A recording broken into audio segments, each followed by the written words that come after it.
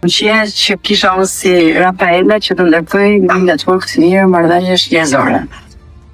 Asnjë gjë më tepër, kam përshtypjen kjo ka qenë ajo gjëja që nëse do ta thoya si një fjali, që se do të shtoja edhe një fjali tjetër, ka qenë fakti që unë nuk hoqa dorë.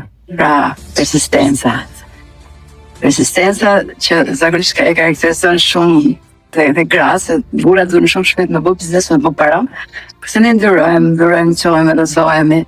Kështu që edhe kjo këmbgulja shumë e madhe, shumë e fortë ndër vite.